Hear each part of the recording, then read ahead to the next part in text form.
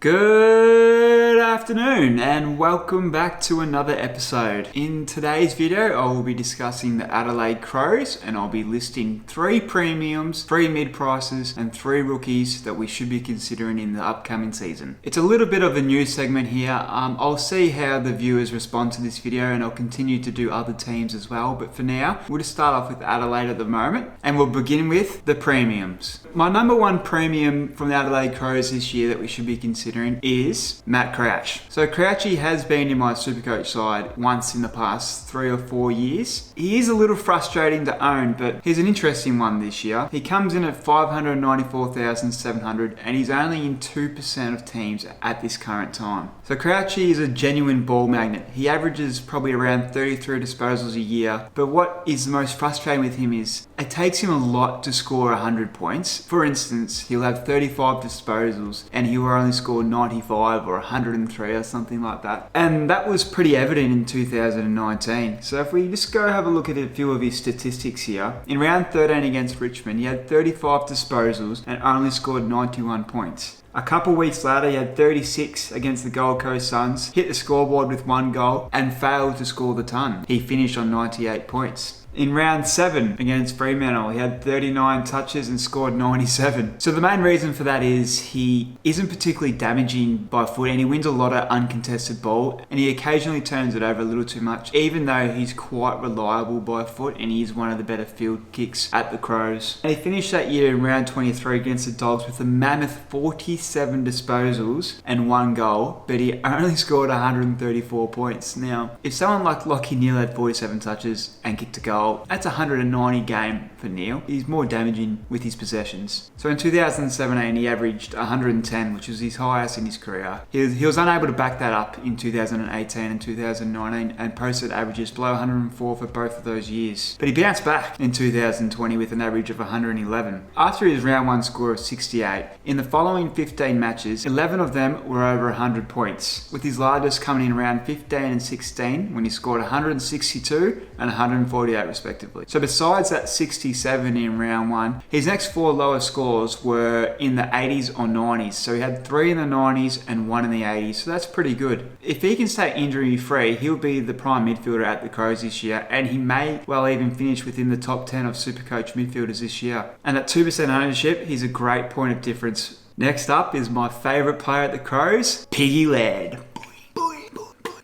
He has hovered around that 100 to 105 mark for the last 3 to 4 years. So he's an absolute pig in the middle of the ground and he has a low centre of gravity, so he's pretty good at ground ball gets. He's also got the addition of a breakaway speed as well, so he can escape congestion pretty easily. So he made the move of half back where he's been playing for the last 4 to 5 years into the midfield about halfway through last year and he absolutely destroyed it. He ended up averaging 120 points as soon as he moved into the midfield. I think that's where he's most likely to feature in 2021. It also helps with the fast-track development of Andrew McPherson and Will Hamill, who are likely to take both half-back flanks this upcoming season, which pushes Laird back into the middle. And that's where he plays his best football anyway, I believe. So he's a big ball winner, he wins the contested ball, and he loves the tackles. They're the 3 things you need to have to score well in Supercoach. Number 3 premium at Adelaide this year will be Rory OBrien in the ruck. He comes in at 570,800 and is currently only in 4% of teams, which is kind of understandable due to everyone looking at Gawn, Grundy and Bruce. So the big man saw rapid improvement in 2020 and he averaged 106, finishing 4th in total points just behind Grundy, Gawn and Goldstein. He's only played 37 games in his career, so he's still yet to enter his prime, but it looks likely that he'll improve his average by 7 to 15 points, possibly even more. He's a bloody hard worker, he takes contested grabs, and he can win his own ball around the contest, and around the ground of course. He's a consistent scorer who will play the lone ruck at the Crows this year yet again, and the more games he plays, the better he will get. He's the one to keep an eye on. And if you're searching for the point of difference option in the ruck, or if you're trying to save a few dollars, here's your next best option behind Grundy and Gawn. Now we'll look at the mid-prices. My number 1 mid-pricer at the Crows this year is Jackson Hale. 310,000 midfield. It looks like he will slot straight into the centre bounces this year if he has an uninterrupted pre-season. He's a tall midfielder with good size and he's got clean hands. He does need to work on his foot skills and his decision making, which is what I've said about him for the last few years, even in his draft year. Although we haven't seen any any big averages or scores from him over these first 2 seasons in the system, he has posted scores of 95, 85, and in round 3 against the Bulldogs in 2020, he scored 108 off only 21 possessions and 7 marks. So he doesn't need to win a lot of the ball to score quite well. At 310,000, he's a legitimate mid-price option. And with the increased midfield minutes that he's likely to receive, his price may be too good to pass up. I expect to see real improvement with Hale this year, and I expect that he'll average somewhere between 80 and 90, probably in the mid-80s there. But it'll be interesting to see how far he develops this year and what scores he's going to post throughout the season. Next up is my second favourite mid-price option, and that is Wayne Milera.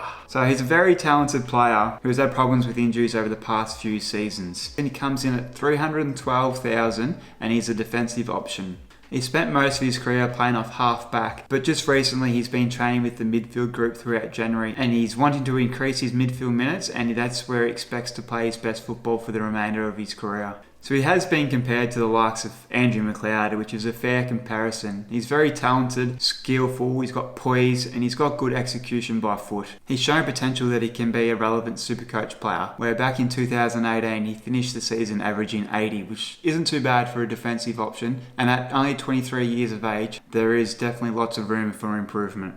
So coming in at the same price as Hale, I can see Miller averaging mid-80s as well, but he also has the potential to turn into a keeper, whereas Hale won't be a keeper. You may have to trade him halfway through the season, maybe earlier, who knows. So if he's fully fit round 1, I think a lot of people will be taking a risk on him. He's currently in 15% of teams, which is a little more than I had expected or that I would like. It may well not be worth the risk. And number 3, to round off the mid-price options, Andrew McPherson. So he came onto the scene in about round 9 last year, where he played off half-back and he scored 76 points off 9 possessions in his first game, which is pretty good. So he played a similar role to Tom Doty, the captain at Adelaide there, as an intercepting defender who's pretty good in the air, reads the play well, and has good foot skills. He ended up playing 9 games for the year and he averaged 13 disposals and finished the year with an average of 69 points, which is pretty good. But I really enjoyed watching McPherson develop last year when he posted scores of 79, 88 and 90 in rounds 8, 11 and 17, which is very encouraging heading into his second full season of football. He'll be looking to become a key part of the Crows' back 6 this season. And now for the rookies. The number 1 rookie option from the Crows this year is a small forward, James Rowe.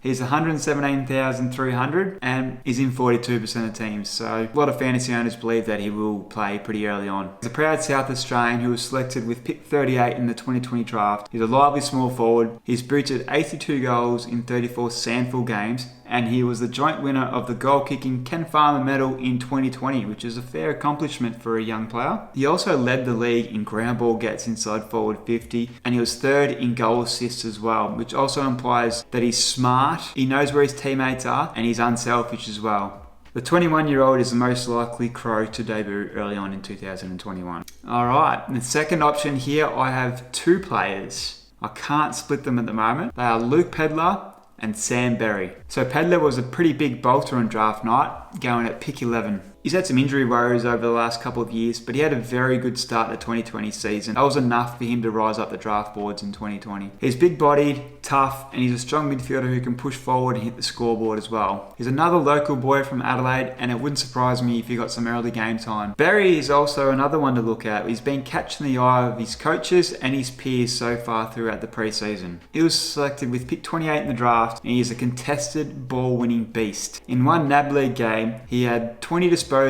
17 of them contested. He kicked 3 goals, but most importantly, he had 17 tackles. 17 tackles in one game. Unbelievable. He has a good frame for his age. He's put on a bit of size, and he will feature pretty early on in the season, I think. And my third and final option is Riley Philthorpe. 202,000 and in 12% of teams at the time. He is a pricey option due to going at pick 2. So for me, Philthorpe was always going to the Crows. He's a pretty talented prospect and he's from Adelaide, so it just made sense. He's been one of the best prospects in his draft crop for the last few years, so everyone's been keeping a close eye on him throughout his junior years. He played senior football at West Adelaide last year before he was struck down with the groin injury that ended his season and his finals campaign as well. But at 200 centimetres, Philthorpe moves like a midfielder. He's clean at ground level, he has agility, and he does have a little bit of pace as well. He kind of reminds me of someone like Brodie Grundy, but he has much better forward craft, and he may well turn into a full forward rather than a ruck. We'll just have to see how he develops throughout the years. So I can see him probably starting alongside Tex Walker and maybe Darcy Fogarty, maybe just Tex, maybe just Darcy, depending on how many tools the Crows want to start with. They'll be pretty eager to get some games into Philthorpe as soon as they can. So if he's over his groin injury, which hopefully he will be by round 1, he will see some early game time. He'll play throughout the forward line, but he will also pinch hit in the ruck for Rory OBrien as well. But at 202,000, he may be a little too pricey for a ruck / key forward, and there's probably better options out there. Alrighty guys, and that's it for the Adelaide Crows. I hope you enjoyed my options, and if you think that anyone else is likely to debut, or if there are any better mid-price or premium options out there, let us know in the comments below. It'd be interesting to see what you'll have to say about it. As always, thanks for watching, and we'll see you in the next video. Don't forget to like and subscribe and leave a comment below. Cheers.